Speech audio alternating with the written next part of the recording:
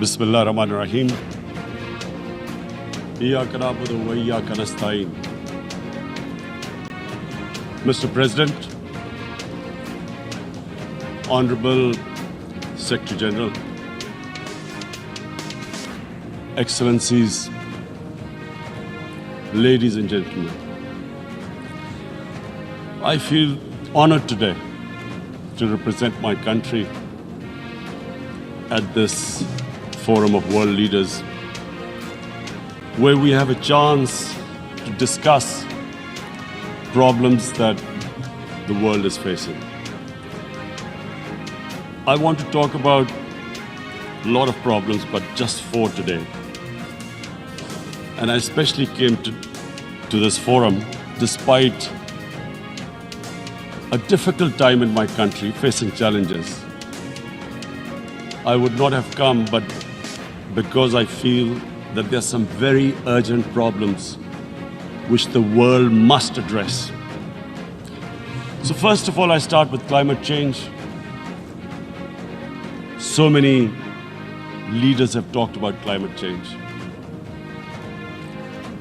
But Mr. President, I feel that there is a lack of seriousness. Perhaps world leaders some of the leaders who can do a lot, do not realize the urgency of the situation. We have a lot of ideas, but as someone said, ideas without funding is mere hallucination. Pakistan, I'll give you start with my own country. Our country is amongst the top 10 nations in the world which are most affected by climate change. We depend upon our rivers. We are mainly an agricultural country. And 80% of the water in our rivers comes from our glaciers. The glaciers not just on the Pakistani side, even India. The 80% of the water in Ganges and the Indian rivers also comes from the glaciers, from the Himalayan glaciers, Karakoram, Hindu Kush. And these glaciers are melting at quite a rapid pace. We detected already 5,000 glacial lakes in our mountains. And if this keeps going, if nothing is done, we are scared that humans are facing a huge catastrophe. In my country, when my party came to power in the province of KP, we planted 1 billion trees in 5 years. Now we've set ourselves a target of 10 billion trees in Pakistan. Idea being to counter the effects of global warming. But one country cannot do anything. This has to be a combined effort of the world. My optimism comes from the fact that humans, the Almighty has endowed humans with great powers. We can do anything, provided our survival instinct is stirred up. And this is really what I hope that the United Nations will take a lead in this. There must be more emphasis. Richer countries must be pushed. Countries that mainly are responsible for greenhouse gas emissions. They must be pushed because our country contributes minuscule amount to greenhouse gases. So I feel that the United Nations must take leadership in this. My second issue for me right now is even more critical. Mr. President, every year, billions of dollars leave the poorer countries and go towards rich countries. billions of dollars siphoned off by the ruling elites of the developing world. And they find their way into Western bank accounts, offshore accounts, tax havens, expensive properties hidden behind companies bought in Western capitals. Mr. President, this is devastating the developing world. This is causing more poverty, debts. It's impoverishing the developing world. The difference between rich and poor countries is growing because of this. Money laundering, which happens because money leaves the poorer countries into rich countries, is not treated the same as, for instance, money from drugs or terror financing. The seriousness which terror financing and money from drugs, the way it is treated, it's not the same. The way the poor countries are being plundered by their elites. It's not happening. In my country, when I took charge of our government a year back, in the 10 years preceding that, our total debt went up 4 times. The debt we had accumulated in 60 years, just in 10 years, it went up 4 times. As a result, the total revenue we collected in 1 year, half of it went into debt servicing. How are we going to spend money on our human beings, 220 million people, when half the money is going into debt servicing? Because our country was plundered by the elites, the ruling elite.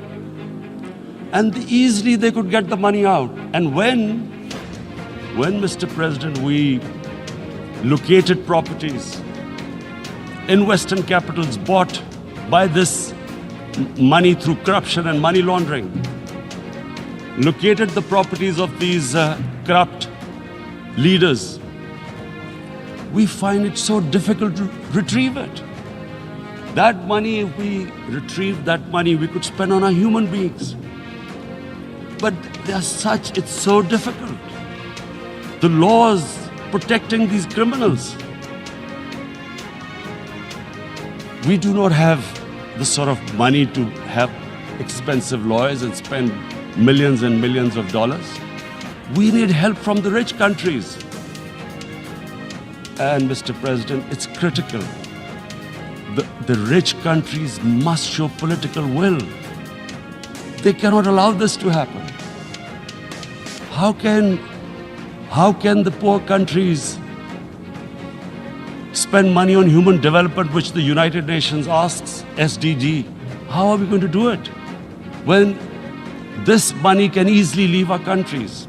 So, unless the rich countries intend to build walls to stop economic refugees coming as we see right now, they must take action. They must take action now. It must be a deterrent. Corrupt ruling elites should not be able to take money out easily and park it into foreign bank accounts and into these properties abroad. And I never understand why. Why do we have these tax havens? Why is this allowed? Why shouldn't rich people pay taxes? Why is it legal to have these tax havens where you have these secret accounts? Because, world is changing. The population of the world is growing. Sooner or later, you're going to have a crisis. If the poor get poorer and the rich get richer, there is going to be a crisis sooner or later. So this is my second point. I hope that the United Nations takes a lead in this. It involves the IMF, the World Bank, Asian Development Bank. They must find a way of stopping this plunder of the developing world. My third point is Islamophobia.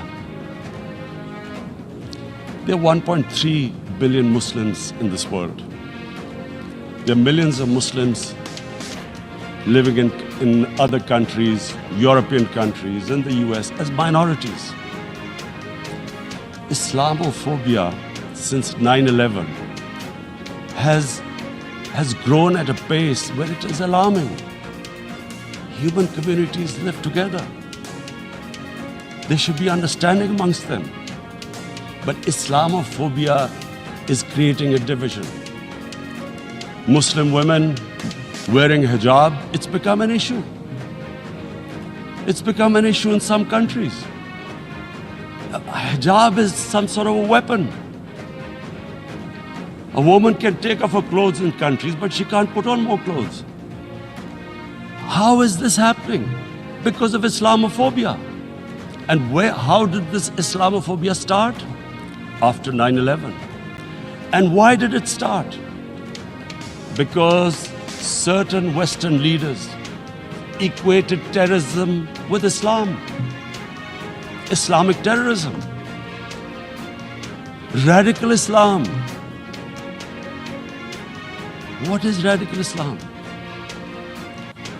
There is only one Islam, and that is the Islam we follow of Prophet Muhammad sallallahu alaihi wasallam. There is no other Islam. Radical Islam, Islamic terrorism, what message did they send to people in the West? And why is there Islamophobia? How is a person in New York, in the Midwest, in the US, in European capital, how is he going to distinguish between who is a moderate Muslim and who's a radical Muslim? Because terrorism has nothing to do with any religion. This Islamic terrorism, Islamic radicalism, and sadly used by leaders, this has been the main reason for this Islamophobia. And it has caused pain amongst Muslims. We in Muslim countries watch this Islamophobia traveling abroad, and it's getting worse. And may I just say, Mr. President, that in European countries, it is marginalizing Muslim communities. And we all know that marginalization leads to radicalization. Some of the people who ended up as militants in Syria and other places were from marginalized Muslim communities. And my point here is that we must address this issue. I'm sad to say that we Muslim leaders have not addressed this issue either. After 9/11, when this thing came about war against radical Islam, rather than Muslim leaders trying to explain to the West that there is no such thing as radical Islam, in all human communities, they are radicals, they are liberals and rest are moderate. All human communities, Christians, Jews, everyone has it. But Islam is not radical, neither Judaism, neither Christianity, neither Hinduism. No religion preaches radicalism. The basis of all religion is compassion and justice, which differentiates us from the animal kingdom. But unfortunately, the Muslim leadership was so scared of being called radical Islam that all of them became moderates. In Pakistan, we were in the eye of the storm, and our government coined a phrase called enlightened moderation.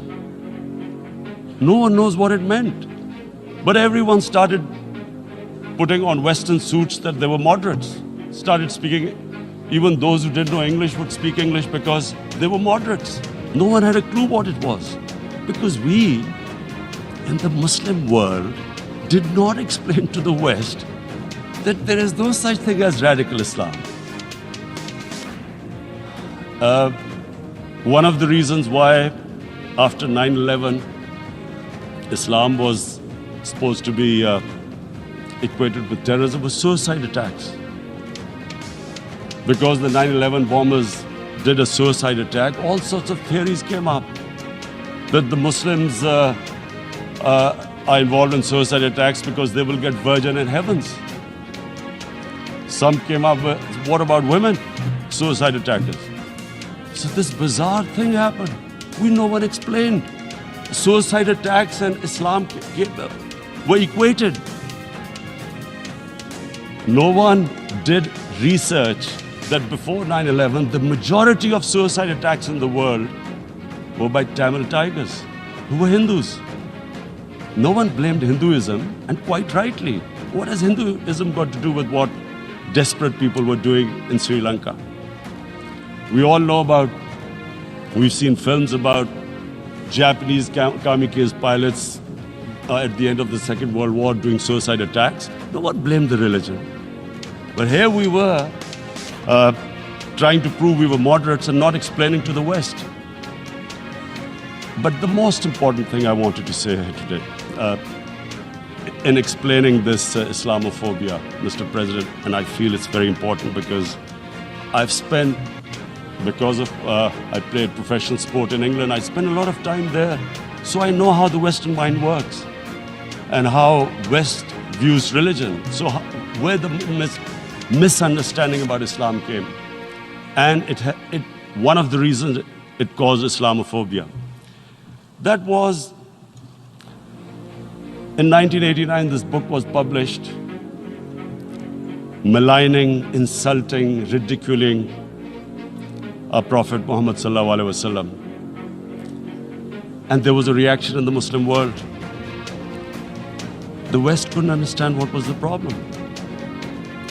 Because in the West, because I have spent so much time in the West, religion is perceived completely differently. They don't look upon religion like we do. And so Islam was supposed to be an intolerant religion. It was against freedom of expression.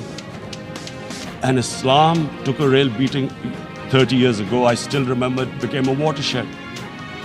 And every 2 or 3 years, someone would malign our Prophet, peace be upon him. There would be a reaction by the Muslims. And again, it was Islam, an intolerant religion.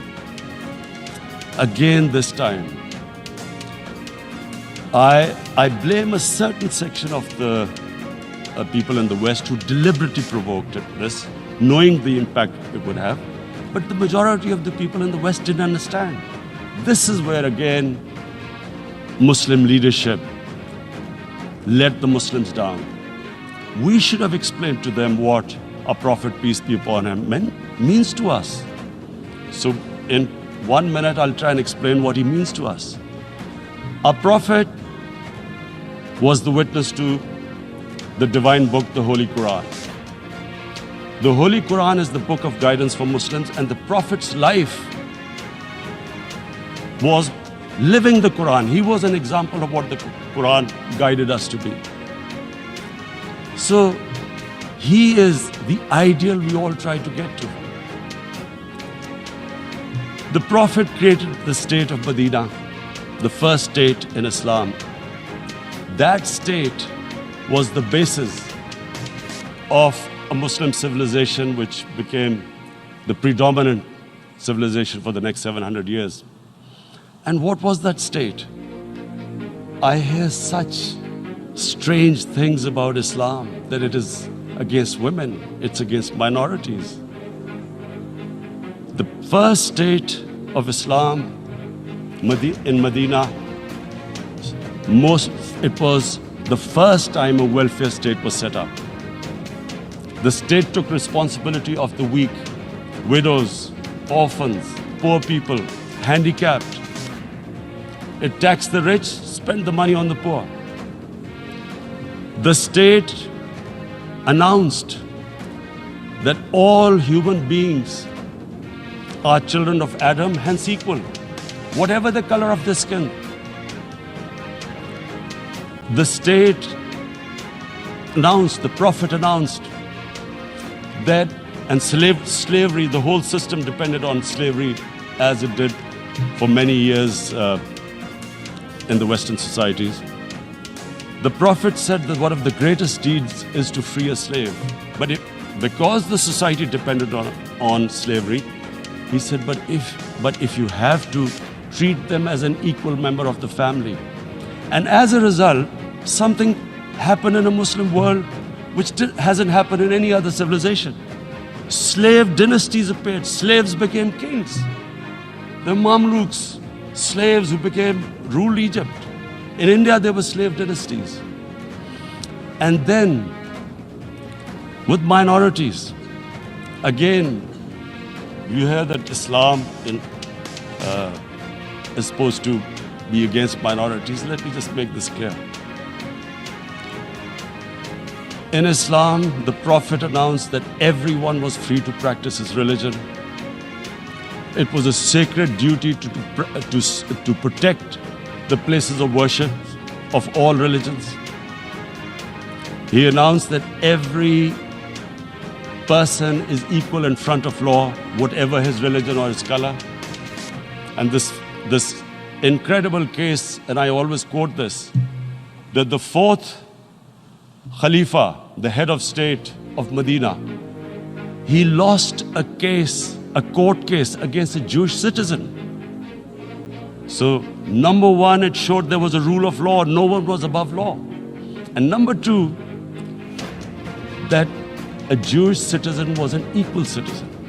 So, Mr. President, when a Muslim society is unjust to its minorities, it is going against the religion of Islam and our Prophet, peace be upon him. So, it is important to understand this. The Prophet lives in our hearts. When he's ridiculed, when he's insulted, it hurts. As we human know, we human beings understand one thing: the pain of the heart is far, far, far more hurtful than physical pain. And that's why the Muslims react. And I always thought that if I ever had the stage, I would try and explain this to the world community, especially to the Western community, because having lived in the Western community, people didn't understand this. When I first went as a teenager to England, there was a comedy film on Jesus Christ. It's unthinkable in Muslim societies.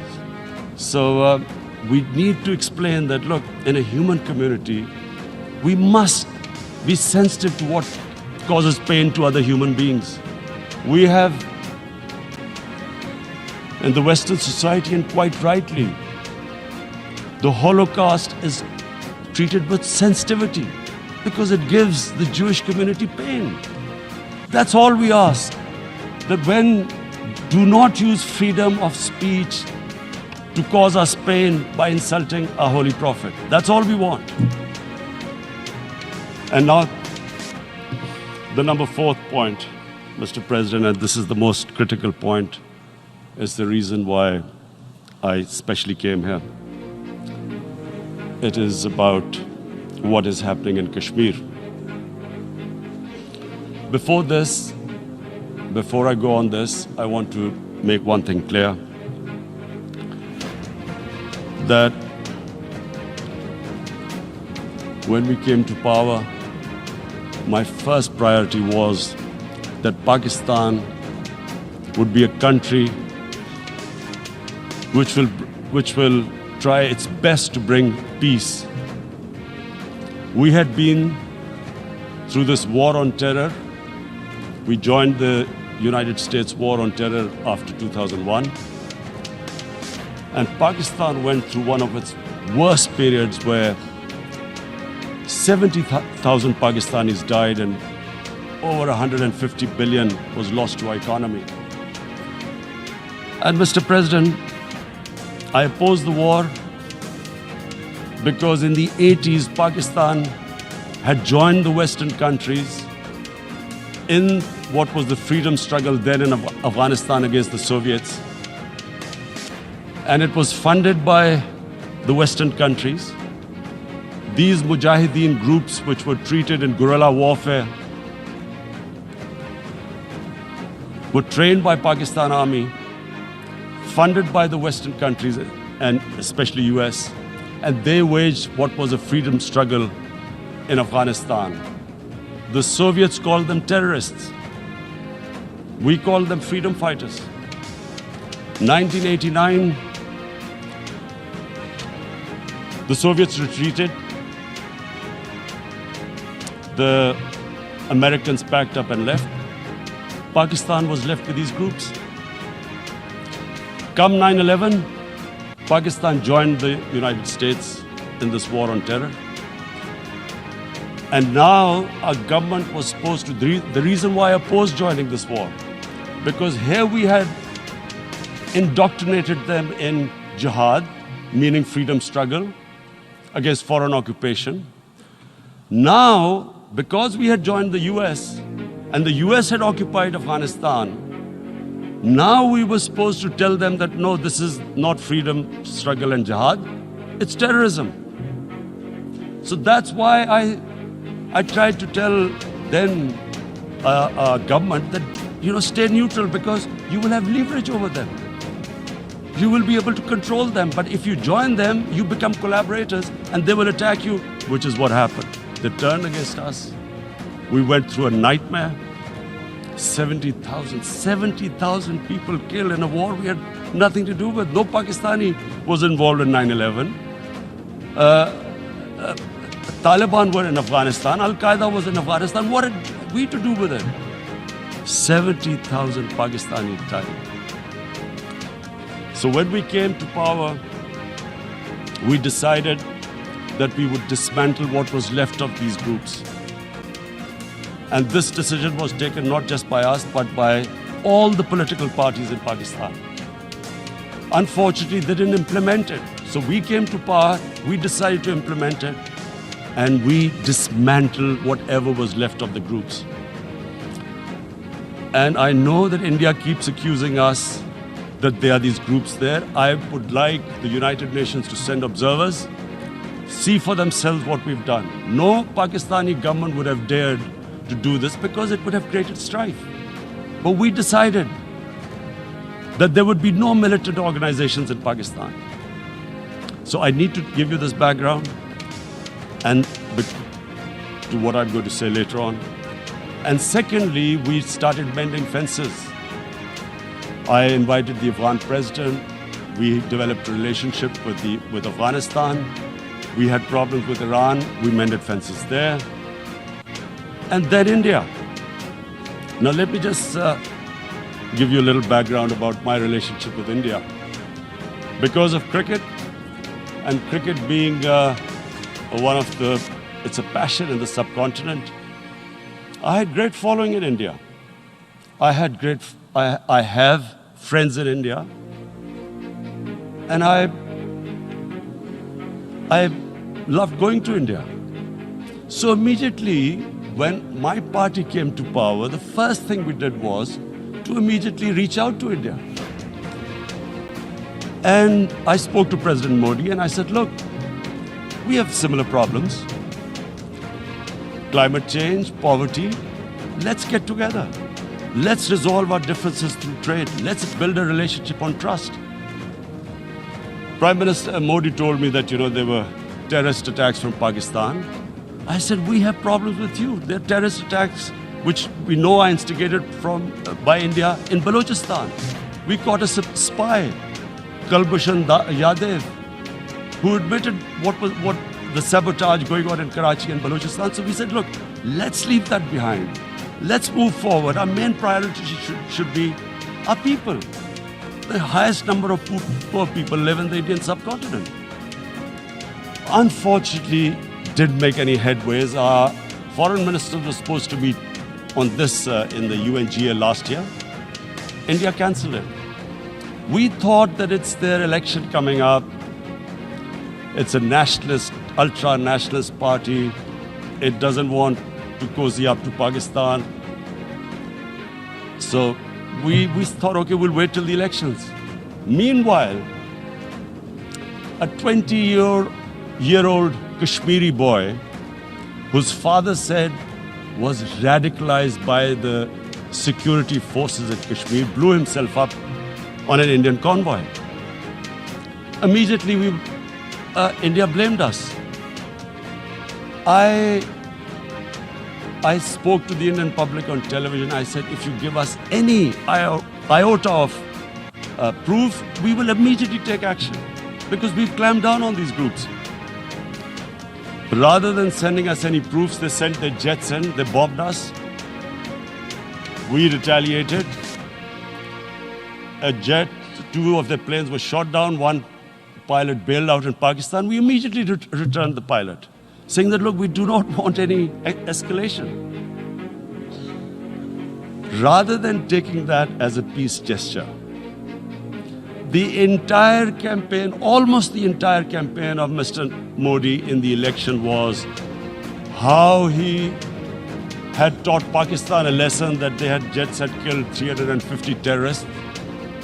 Complete lie. They had just killed about 10 trees of ours, which was quite painful given that, we are growing all these trees. He then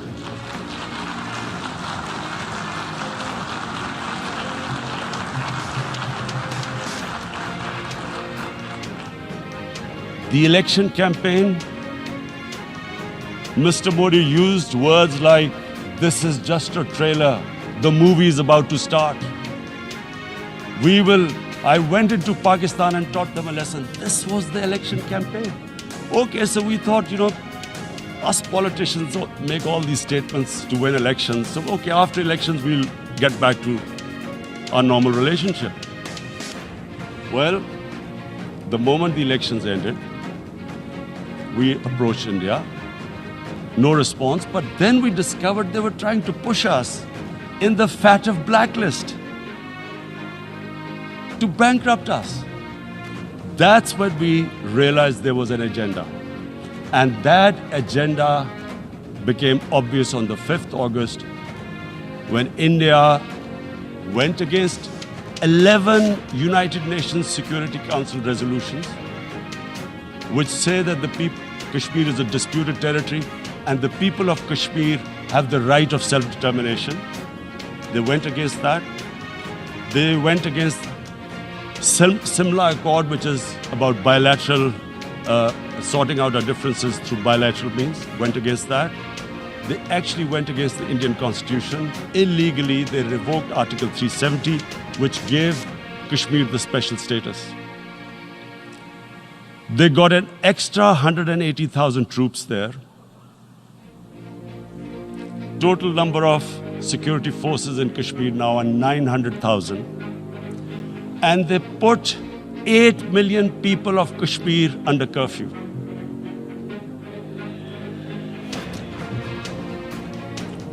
Mr. President, now I just briefly want to make the people understand how can anyone do something like this? And for that, I have to explain to you what is RSS. RSS, Mr. Narendra Modi is a life member of RSS. RSS was an organization that was inspired by Adolf Hitler and Mussolini, came about in 1925. They believed in racial purity, racial superiority. They also believed they were an Aryan race like the Nazi believed they were an Aryan race. All that I'm saying can be verified. This is the time of information revolution. You can Google all this, what I'm saying. But it is very important for me to explain this to you so you know what is happening in India. This RSS believed in the ethnic cleansing of Muslims from India. At one point, there was racial superiority of the Hindu race.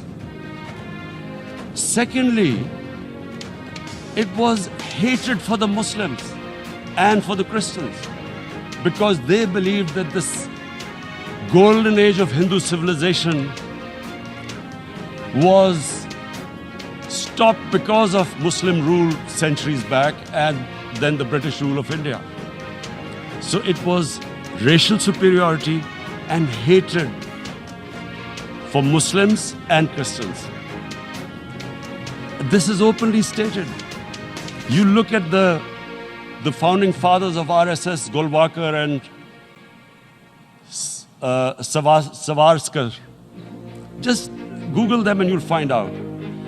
And this ideology of hate is what murdered the great Mahatma Gandhi in 1948. It was this ideology of hate that made Narendra Modi in 2002 do a pogrom against Muslims in Gujarat when he was the chief minister.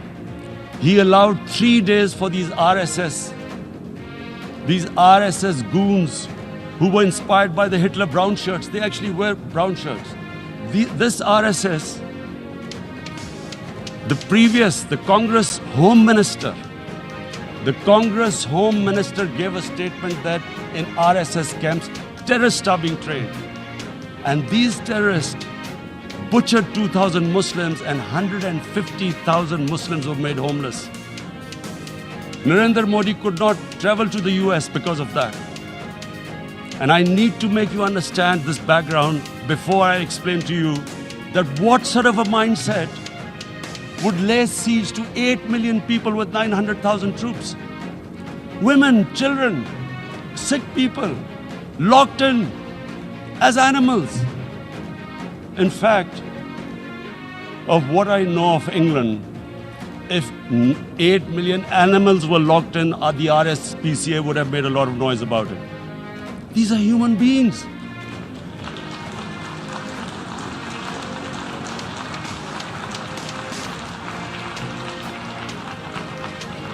And Mr. President, what comes with racial superiority, these illusions of Aryan superior race, is arrogance. The two go together. And it's arrogance that makes people make mistakes and do stupid things. Cruel things like what Narendra Modi has done. It's sheer arrogance. And it's arrogance that has blinded him from the fact that what is going to happen when the curfew is lifted.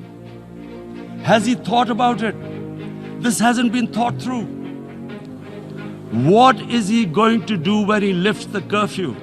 Does he think that people of Kashmir will quietly accept the status quo because India has changed the constitution and taken away the special status? They'll accept that?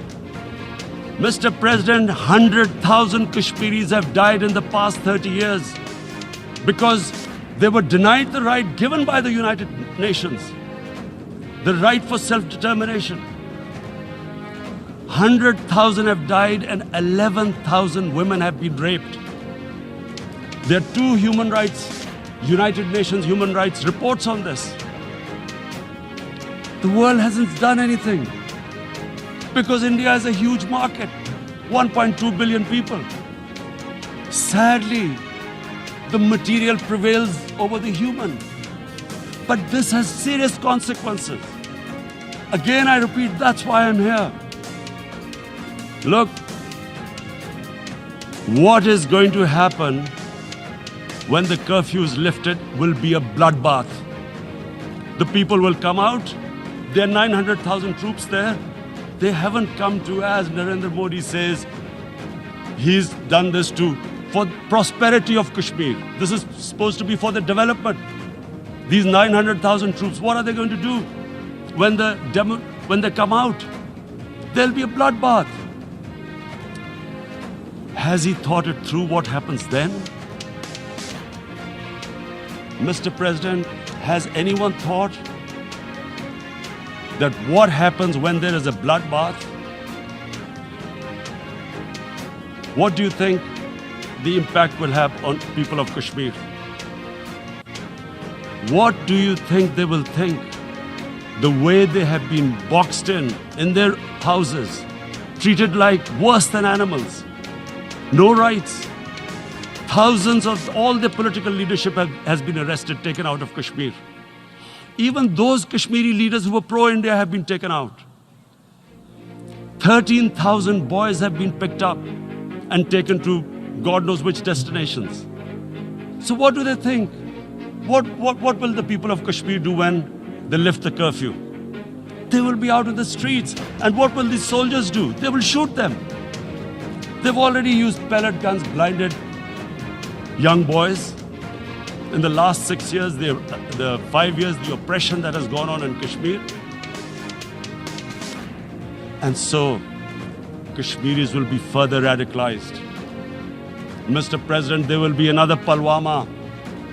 And guess what? India will blame us. They're already blaming us. They're saying all this is happening because of Pakistan. One of their defense ministers said, there are 500 terrorists lined up on the border to go in. Why would Pakistan send 500 terrorists when there are 900,000 troops? What impact are they going to make? What will they do? And why would? Don't we know that the moment there is some terrorist attack, all that will happen is there will be further cruelty and oppression of the people of Kashmir. We will just give the 900,000 troops to further crush the people of Kashmir. And then we'll give the Indian government an excuse that, look, Pakistan is a terrorist state, and this mantra that has gone on, Islamic terrorism. The moment you use this catchword, Islamic terrorism, the whole world turns away. No one talks about human rights. You can do whatever you want, which is what has happened in Kashmir, because they keep using this word, Islamic terrorism. And this is what they're doing right now. What do we benefit from further increasing the cruelty on the people of Kashmir? And why would we want this? But there is no other narrative left for India. As when they lift the curfew, whatever happens, Pakistan will be blamed, and there is always a danger of another Pulwama. They might come and bomb us again, and then another cycle might start. And what does Narendra Modi think? That 180 million Muslims of India are thinking right now. Aren't they watching these Kashmiris stuck inside for 55 days they've been stuck in? Aren't they watching? What do you think? Don't you think that the Muslims will be radicalized in India? And I'm talking about 180 million people. And when they get radicalized, there will be some incident in India somewhere down the line. Again, we will be blamed. And I'm warning you right now, again we will be blamed. And Mr. President, what about 1.3 billion Muslims who are watching this? And they know that it is only happening in Kashmir because they're Kashmiri Muslims. This is not happening to Kashmiri Hindus. They know that this is happening because of their religion. So what do you think they will be thinking? What do you think the Jewish community would think if they were, forget 8,000 Jews stuck like this? What do you think Europeans would think? What do we think? I mean, any human community, if their members are stuck like that, what do you think they will think? Are we a children of a lesser God? Is it not going to cause us pain? And then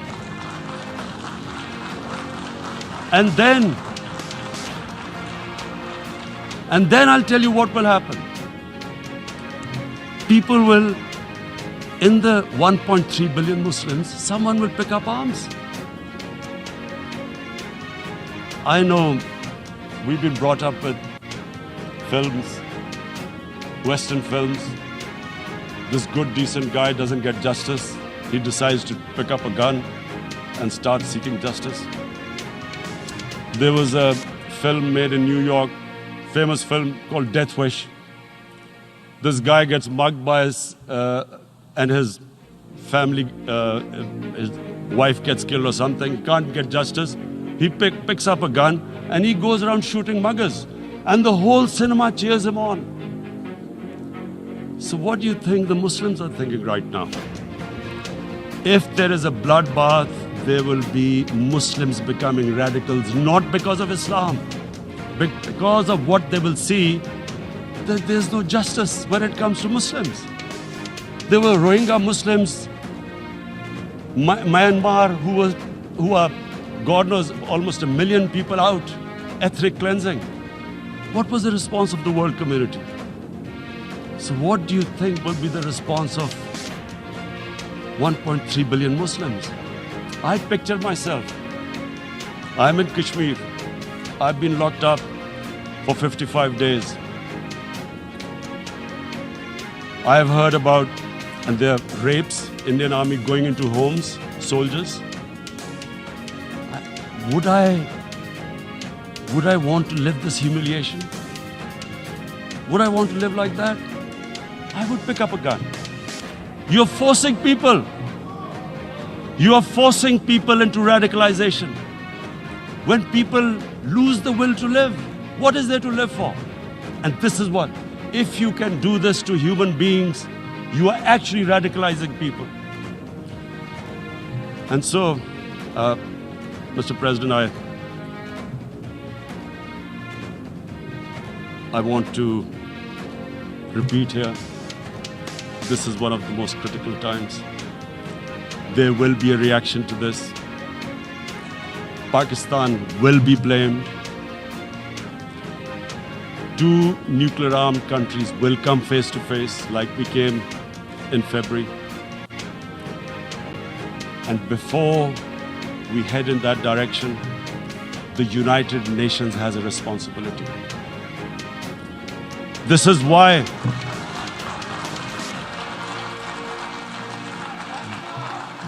why the United Nations came into being in 1945. You were supposed to stop this happening. I feel we are back to 1939, Munich. Czechoslovakia has been taken, annexed. What is the world community going to do? Is it going to appease a market of 1.2 billion, or is it going to stand up for justice and humanity?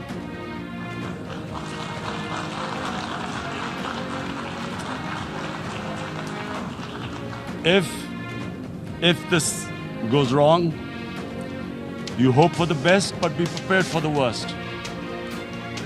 If a conventional war starts between the 2 countries,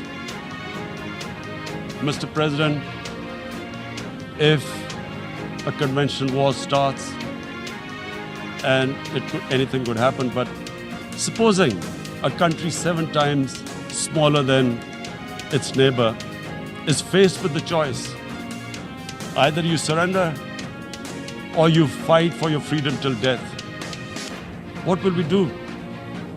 I ask myself this question. And my belief is, La ilaha illallah, there is no God but one. And we will fight. And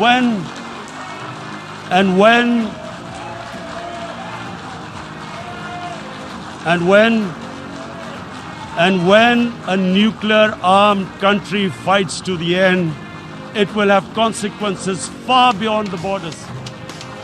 It will have consequences for the world, which is why I repeat I'm here.